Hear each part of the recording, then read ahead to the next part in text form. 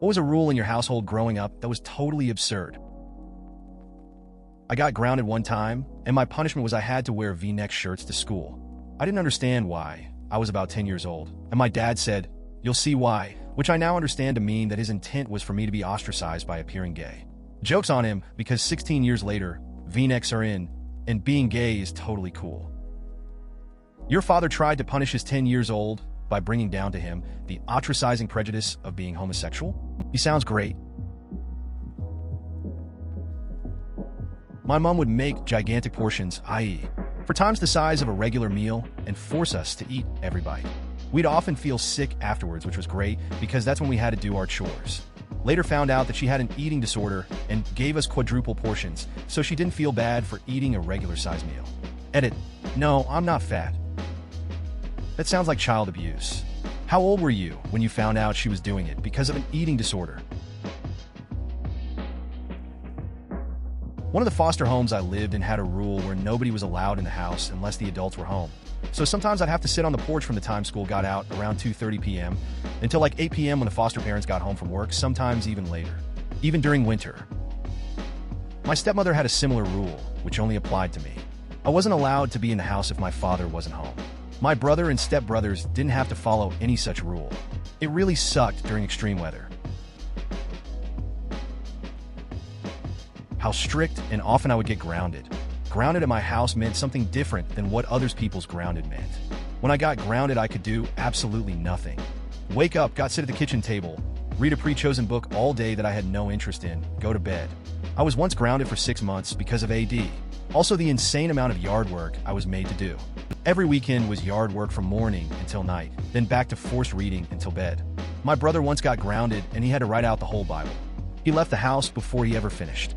Also, I once got grounded because my stepmom thought I was worshiping Satan because she found my Diablo 2 strategy guide.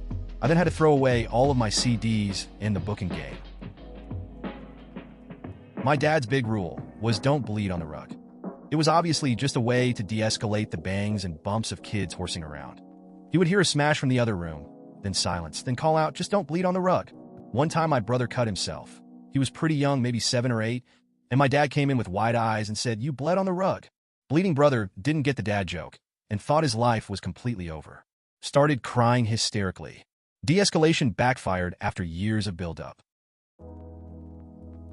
We weren't allowed to hang posters on the wall, even with the nice poster tack stuff that doesn't leave any marks. My parents were obsessed with preserving the resale value of the house. I had the girl room, and my brother had the boy room. My room was painted pink, a color I never liked as a kid, even when I was very young, and my brother's was baseball-themed. Brother could have framed baseball posters if my mom approved them. I was only allowed Monet's water lilies, also framed, because it was the only art my mom liked that went with the pink color theme. They've lived in that house for almost 30 years and have no intention of ever moving. For me, it was that Disney films were almost completely banned. I was allowed to watch Mickey Mouse. My mom felt that they were too saccharine and that I should not be lied to about the future. We actually all sat down as a family when I was about 5 to watch Mulan, then read the poem while my mom explained the differences. Joke's on her though, I watched Pocahontas at a sleepover.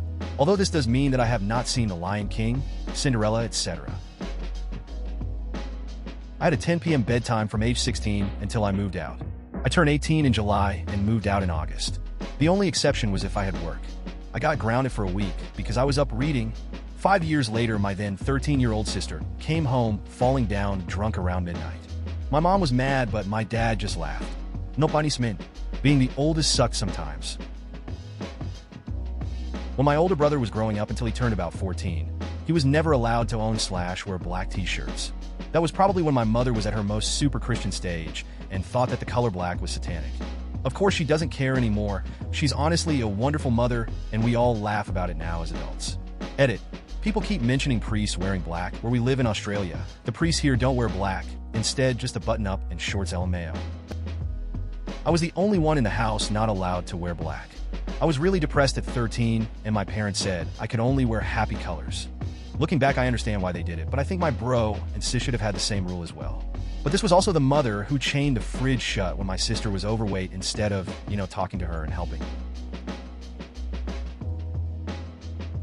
Every minute I was late after curfew was a day I lost my car. Went to a school football game, dropped my friend off at home, and went the wrong way. It was before GPS. Lost the car for around 200 days. I still hate them for this. Yes, I own the car, and I had to take the bus after that. Awesome high school experience. While in theory that rule doesn't sound too crazy, I think the day-to-minute ratio is a little insane. I'm confused how making a wrong turn makes you take an additional 3 hours and 20 minutes to get home. I mean, did you drive past a black hole? There were crazier ones, but the rule of no eating after 4 p.m. as it might ruin our dinner was the most annoying. Unfortunately, we didn't get home from school until after 4, so whatever paltry sum of food from the school cafeteria was going to have to be fine until 7 p.m. because that's when Dad liked to have dinner. I get headaches a lot when I was hungry, so I usually had a headache most of the day. What's really funny is that each of us 3 kids had mentioned to our mother independently as adults that it was a crazy rule not getting to eat after school, and she denied having such a strict enforcement to each of us. So you know how when you don't like the taste of something as a child, you start gagging? Well, my mom's rule was if you gagged and threw up, you had to eat to throw up. I'll never forget her shoving thrown up boiled Brussels sprouts covered in stomach vol down my throat because I couldn't keep them down at dinner. There were a couple that stick out. No saying crap. I get not swearing, but I was 16 and I slipped up and said crap at home, and my mom later gave me a talking to. We couldn't watch That's So Raven because she was a psychic. My parents also pre-screened the first HP movie for me to make sure the witchcraft was okay, though the books were fine. I could never do anything until Saturday afternoons because we spent the morning cleaning. The only way to get out of it was when I started working Saturday mornings, and she couldn't argue with a work schedule. I've sworn in front of my mother exactly once. 16th birthday, burned my hand on a candle, said damn, and she yelled at me in front of my friends. I actually stood up to her that time because it was the only time seriously, and I had just burned my hand. I wasn't allowed to read Harry Potter, but I snuck them home from the library anyway, obviously, and I paid close attention to when they were going to play on TV, so I could watch them while my parents were at work. My parents were very strict about chocolate. What makes it seem ridiculous now is the amount of non-chocolate sweets we would eat that are just as bad for you as chocolate, but my parents didn't see it that way. One thing in particular that stands out is that if they got Dunkin' Donuts coffee in the morning, we all got donuts, but in chocolate. As if a glazed or vanilla cream donut is somehow better for you. Edit. Spelling. Couldn't watch or read Harry Potter. My mother thought Rowling believed she was a witch herself. Pokemon, Digimon, Power Rangers, and others were banned because she thought they were all demonic. But now that I'm on my own, I've been hammering through the HP series, and I just started the 7th book. My mom had a book called Turmoil in the Toy Box written by this utter nutcase Christian guy who saw Satan in practically every toy of the 80s. So, not allowed to own troll dolls because there's no such thing as luck and wishing. Not allowed to watch or read the X-Men cartoon/comics or watch TMNT because no such thing as mutant/they're not of God. Was allowed to own Barbie dolls but not Cabbage Patch dolls or Care Bears. I don't even know why Barbie was okay but the others weren't. Rainbow Bright was bad because the rainbow should be reserved for the Noah's Ark story. Boy did she have her eyes open when we accidentally stopped to watch Mardi Gras in NYC back in 1995, not realizing what it was till topless ladies were walking right past us. She's fine now. She just grew up in a super religious family in a small town, so she had some really weird ideas. She relaxed a ton as we got older, but from ages 1-8-ish for me. Those were the rules. Can't touch other girls. It was pretty easy to get around in school, of course, but one time my mom saw me hug a girl goodbye, and well, she interrogated me, but brushed it off with don't do it again. My dad is a bit more firm. How dare you? Edit. I should have said opposite sex. I'm a dude, not a dudette. We could listen to any music or watch any movie we wanted until my aunt complained about it.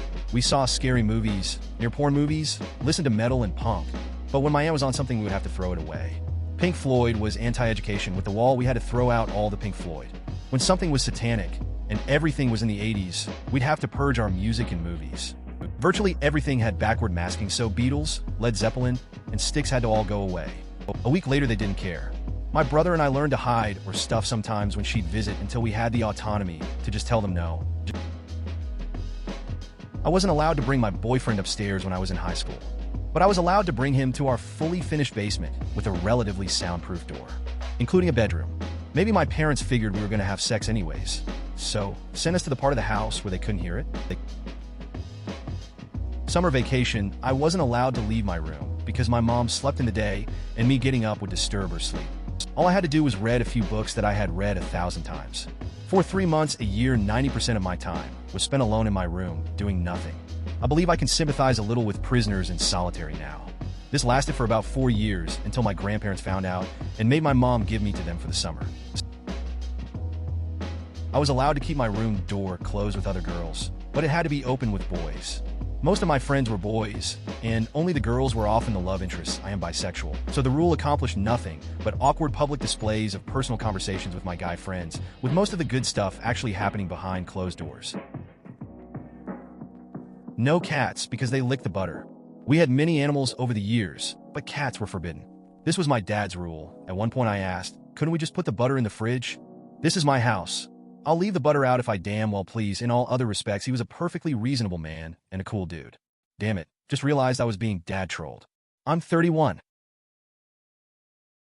I wasn't allowed to see, read, or otherwise be exposed to anything from Japan. No video games, no television shows, no cartoons. Mom's reasoning was Japan isn't a Christian country. They put spells on things to make you stop believing in God. Joke's on her now, I spent half of college in Japan, and I'm fluent in the language. And I love Final Fantasy. I wasn't allowed to have food, which seems pretty ridiculous, so let me explain. When I was growing up, although more so into my teenage years, my stepdad was verbally and emotionally abusive, and one of the ways he did this was by not letting have the food he bought. He would write his name on all of the food, and I couldn't have it if his name was on it. My brother didn't have this rule, so I got a job and bought my own food, and then I noticed something weird. My food was disappearing. If it had my name on it, chances were it would disappear. I found it all in the trash. Unopened food. I had to leave the house a couple times after arguments over me getting to eat. I spent a lot of time at my dad's house and my friend's house because they both had open pantries. Thankfully, he's out of my life, and one of my favorite pastimes is in fact cooking. Can't sit on mom's special couch, even if she is not at home or asleep. Can't vacuum barefoot. Can't have any pork products in the house because we are Jewish and I didn't raise you this way. Never mind that we had shrimp in the house all the time. Can't use the oven. We microwaved our food for years. Our oven was fine. No dishes allowed in the sink ever. This means if you're cooking something, you can't wait until you're done cooking to clean up. You have to clean up right now. Can't spend more than 3 hours doing homework. You had to watch TV with her no friends allowed in the house ever, for any reason, even if she knows they are there, and especially not if she is at home. Not allowed to have more than 100 emails in your inbox. She thought having more would slow down the computer. She was not very good at technology. Also, I was not allowed to wear shorts or nail polish until I was 18. Saturday morning chores. In and of itself, not a problem. But the stipulations were odd. Chores had to be done by noon. There was a rotating schedule of who did what. Dad would do inspections of the job we had done. All of these were fine and taught us some good lessons.